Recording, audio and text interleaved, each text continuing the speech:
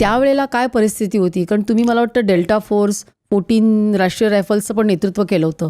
तर ते सांगा ना, की त्यावेळेला जेव्हा ॲक्च्युअल धगधगत होता काश्मीर, त्यावेळेला स्थिती अशी होती सांगायचं तर, आमचे पोस्ट होत्या निर्णायक कंपनी पोस्ट, आणि एक आर्मीमध्ये एक प्रोसिजर असते की दर संध्याकाळी ज्युनियर असतो तो आपल्या सिनियरला रेडिओ किंवा टेलिफोनने रिपोर्ट देतो, आज दिवसभरात काय झालं काय नाही झालं ते.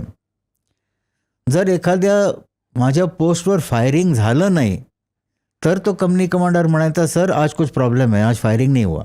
फायरिंग कुठून? पाकिस्तानकडून? नाही, we were inside, we were not on the line of control.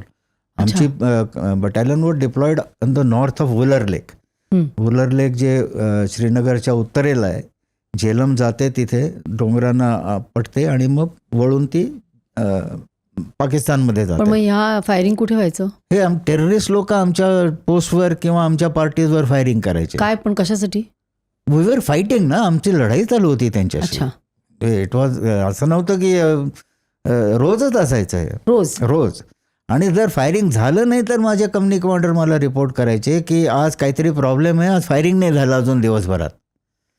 तो त्या टाईपची अवस्था होती तेव्हा आम्ही जेव्हा तिथे होतो 94 to 96च्या आसपास. आणि तिथे आम्हाला हे ह्युमन इंटेलिजन्सचं जे म्हटलो ना मी, आम्ही ते इतके लोक कल्टिवेट केली आम्ही त्या 2 वर्षामध्ये की आम्हाला इन्फॉर्मेशन येत राहते. आणि असं नाही की आत्ता येत नाही आहे, आपण आता सारखं वाचतो पेपरमध्ये ह्याच्यात की अमुक जागी फौज गेली आणि तिथे एन्काउंटर सुरू झालं. पण ती गेली म्हणजे कोणीतरी सांगितलं ना, म्हणजे हे अलिखित असतं. म्हणजे ह्युमन इंटेलिजन्स आत्ताही मिळतो आहे लोकांना. मी त्या पहलगाम इन्सिडेंटच्या बाबतीत सांगितलं की त्याचा नव्हता मिळालेला कदाचित, पण बाकी ठिकाणी करतात तेच लोक कामं.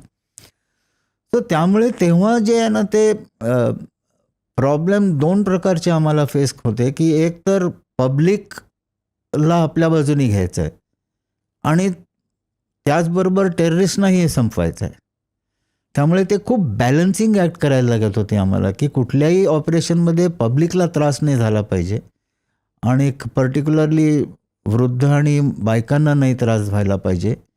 त्यामुळे ते असं फार नाजूक वेळ होती ती, पण नक्की आम्ही त्यात यश मिळवलं हे खरं आहे. त्यात किती दहशतवाद्यांना तुम्ही ठार केलं असं म्हणता येईल?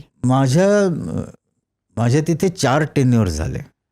बांदीपूरमध्ये 2, श्रीनगरमध्ये 1 आणि डोडा एरियामध्ये 1. तर सगळ्यामध्ये मिळून साधारण 300 दहशतवादी माझ्या हाताखालच्या लोकांनी संपवलेले असतील. आणि ते सगळे पाकिस्तानी होते की ते बाहेरचे पण होते? नाही, आपलेही होते, लोकल पण होते त्याच्यात, पाकिस्तानी पण होते. म्हणजे सुरुवातीच्या काळात मी जसं म्हटलं जास्ती कंटेंट लोकल होता. मग हळूहळू पाकिस्तानी आणि अफगाणी ही लोक मंडळी यायला लागली. त्यामुळे जे 94 ते 2012 2008 ह्या काळामध्ये साधारणपणे 300 तरी डायरेक्टली म्हणजे माझ्या हाताखालच्या लोकांनी संपवले असतील. मग हळूहळू कमी होत गेला का? म्हणजे टेररिझम म्हणजे नक्की काय, म्हणजे काय व्याख्या आहे त्याची? साधं सरळ म्हणजे टेररिझम म्हणजे आपलं जे उद्देश आहे ते पूर्ण करायसाठी दुसऱ्याला घाबरवायचं. So in very simple terms terrorism is to terrorise. आणि त्याच्यामध्ये 2 पहलू असतात. एक, तुम्ही पॉप्युलेशनला टेरराइज करता आणि दुसरं तुम्ही डिसिजन मेकर्सना टेरराइज करता. आता पॉलिटिकल स्टेटमेंट करू नये, पण पार्लमेंट हल्ल्यानंतर I would say they manage to terrorise our government. So त्यामुळे ते 2 टेररिझमचे 2 आहेत. एक तर पॉप्युलेशनला टेरराइज करता आणि दुसरं तुम्ही डिसिजन मेकर्सना टेरराइज करता की अरे बापरे आता आपण काय केलं तर अजून काय होईल. तर टेररिझममध्ये असा स्पेक्ट्रम असतो तो. फक्त एका माणसाला टेरराईज करत नाहीत ते, त्या डिसिजन मेकरवर टेररिझमचा इफेक्ट पडतो त्याचा. पार्लमेंटवर हल्ला झाला तेव्हा तुम्ही होतात का? त्यावेळेला मी श्रीनगरमध्ये होतो आणि त्यावेळेला मी जे असं बॉर्डरच्या पलीकडे जे आपण ॲक्शन्स करतो ते डील करणारा स्टाफ ऑफिसर होतो.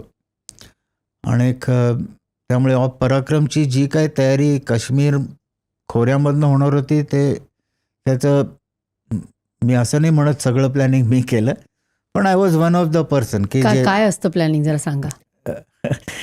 प्लॅनिंगमध्ये बऱ्याच गोष्टी येतात. एक तर येतं की आधी आपल्याजवळ काय आहे आणि त्यातनं काय आपल्याला अचीव करता येईल हे आपण ॲनालिसिस करतो. मग ते जे अचीव करता येईल, समजा आजच्या ह्याने सांगू तर काश्मीर खोऱ्यामध्ये जी काय आर्मी आहे, जे काय फोर्सेस आहेत, त्यांच्या हिशोबाने आपल्याला 2 किलोमीटरपर्यंत कॅप्चर करता येईल असं गृहीत धरू आपण त्यांच्या त्यांच्या बाजूला. मग आधी आपण त्या प्लॅनिंगमध्ये त्याचा विचार करतो 2 किलोमीटर जाऊन काही होणार आहे का फायदा आपल्याला, आणि तिथनं मग ते सगळं प्लॅन चालू होतं. होणार असेल तर मग त्यासाठी काय लागेल, ॲम्युनिशन किती लागेल, माणसं किती लागतील, लॉजिस्टिक काय काय लागेल, हे सगळं प्लॅनिंग चालू राहतं. मग ऑपरेशन पराक्रम तुम्ही केलं. हो. तो आणि मग तो प्लॅन थोडासा क्रिस्टलाइज व्हायला लागला की मग तो निर्णय सिनियर्स पुढे मांडला जातो की आम्हाला वाटतंय की आम्हाला हे असं करता येईल. मग ते ओव्हरऑल पिक्चरमध्ये ते डिस्कस करतात आणि डिसाईड करतात की हे करायचं की नाही. तो त्यामुळे ते इट इज सायन्स आहे त्याच्यामागे. नाही, मला सांगा ना, मला खूप इंटरेस्ट आहे ऑपरेशन पराक्रम. म्हणजे तुम्ही ॲक्च्युली नक्की काय केलं, ऑन ग्राउंड काय केलं? आम्ही तयार होतो सगळं करायला. आणि मी एक इंटरेस्टिंग 2 ठिकाणी मी ऑलरेडी हे स्टेटमेंट केलं आहे, पण I must say it because मला त्या माणसाबद्दल खूप आदर आहे. सगळी तयारी झालेली होती आणि आमच्या ऑपरेशन रूममध्ये वाजपेयी आले होते आणि त्यांना ब्रीफिंग होतं. ऑब्व्हियसली मी हेरसे सांगत नाही, मी स्वतः जे पाहिलं आहे ते सांगतो. आणि एक नॉर्दर्न आर्मी कमांडर तेव्हा जे होते त्यांनी विचारलं त्यांना की सर व्हेन हम तो तयार आहे, when to attack. When to attack. वाजपेयींनी काय सुंदर उत्तर दिले त्यावेळेला.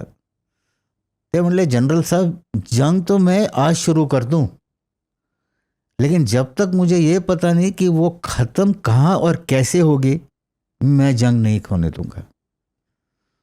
त्यामुळे पराक्रम जे ऑपरेशन आपण म्हणतो दॅट वॉज, त्याला आपण तयार होतो, निरनिराळे ऑप्शन्स करायला तयार होतो, पण त्यातनं निष्पन्न काय निघणार हे आणि हे जोवर क्लिअर होत नव्हतं तोवर ते ऑपरेशन जाऊ शकलं नाही पुढे. ही क्लिप शेवटपर्यंत बघितल्याबद्दल खूप खूप धन्यवाद. संपूर्ण एपिसोड बघण्यासाठी खाली दिलेल्या लिंकवर क्लिक करा आणि सर्व काही चॅनलला सबस्क्राईब करायला विसरू नका.